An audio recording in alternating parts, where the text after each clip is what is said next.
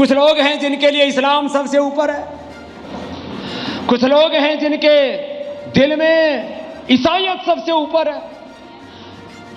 Profit Mohammad साहब के प्रति आप विश्वास रखिए, कोई आपत्ति नहीं है। ईसा मसीह को अपना आप गुरु भगवान जो मानना है आप रखिए, कोई आपत्ति नहीं है। लेकिन जब देश की बात आए तो देश को सबसे ऊपर रखना चाहिए, सबके लिए है। और यही राष्ट्रवाद है कि धर्म मजहब सबसे ऊपर नहीं, मत पंथ सबसे ऊपर नहीं, सबसे ऊपर देश है। और जब देश सबसे ऊपर होता है तब ये घिनौने षड्यंत्र नहीं होते जिनके अभी हमारे पत्रकार बंधु वार्ता कर रहे थे कि इतिहास गलत पढ़ाया गया। अब कब तक कहते रहेंगे कि इतिहास गलत पढ़ाया जा रहा है, उसको सही भी तो करने का वक्त आ गया है। तो मैं आज आपको एक आश्वासन दे रहा हूं, अभी हमने भारतीय शिक्षा बोर्ड का गठन कर दिया है।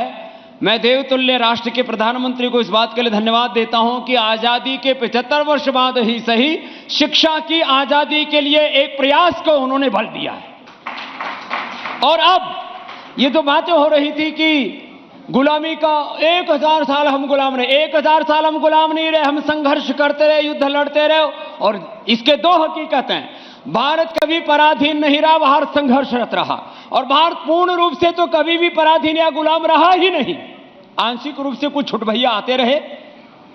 ये मुगल जिनकी औलादें आज चाय बेचने के लायक भी नहीं रह गई है, वो मुगल जो कहते हैं कि हमने इस देश के ऊपर 1000 वर्ष तक शासन किया, उनकी औलादें आज उनको चाय के खोखे भी नसीब नहीं है। वो राजनीतिक पार्टी जो दंभ भरती रही इस देश के ऊपर राज करने का, आज अपने वजूद बचाने के लिए उसको यात्रा करनी पड़ रही है। वो लोग जो अलग अलग मंसूबे लेकर के इस देश की सनातन संस्कृति को, इस देश के गौरव को मिटाने के मंसूबे पाले बैठे थे, इस देश को अपनी जागीर समझे बैठे थे, आज बेचारों का वजूद उनका ही खतरे में पड़ गया। क्या?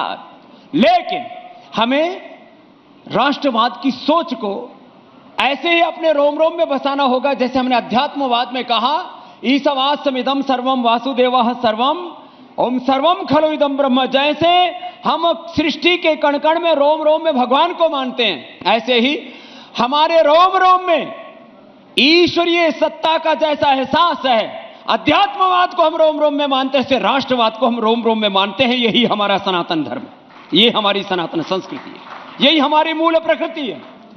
हमारी मूल प्रकृति और मूल संस्कृति को साथ में लेकर के जिस तरह के नए इतिहास घड़ने का काम रिपब्लिक भारत कर रहा है, उसके लिए अर्णव जी को और उनकी सोच को, उनके शौर्य को, उनकी वीरता को, कि एक पत्रकार से लेकर के, और उन्होंने यह जो राष्ट्रवाद के नए स्वर और नई चेतना जो उन्होंने घड़ी है, नया कीर्तिमान उन्होंने प्रतिष्ठापित किया, और जिन व्यक्तित्वों को नेपथ्य पर रखा गया। कौन इन राष्ट्रवादी पत्रकारों को मेन स्ट्रीम मीडिया में लाकर के बैठा करके इनसे कोई संवाद किया करता था?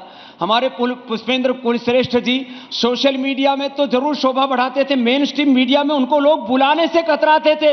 आज उनको यहां पर सामने, सारे देश के सामने उन शाश्वत सत्यों को स्वर देने का और जो है वो बार बार अवसर देते कि आओ आवाज लगाओ जोर से ठोक करके। जोरदार अभिनंदन है कुलश्रेष्ठ जैसे महापुरुषों का। ये हमारे वो स्वर हैं, वो हमारी वो आवाज है, वो हमारे गौरव हैं, जिनसे हमारा हृदय प्रफुल्लित हो जाता है। ऐसे हमारे बख्शी साहब, कबीर साहब, आपकी मूंछों का साहब ताव देख करके हमारे दादा और बाबूजी ऐसे दाव लगाया करते थे, आपको देख करके हमको तो अपने पूर्वजों की याद आती है। खैर, मैं आज सच में किसी सम्मेलन में, एक तो होते हैं आमंत्रित अतिथि, मैं अनामंत्रित अतिथि हूं।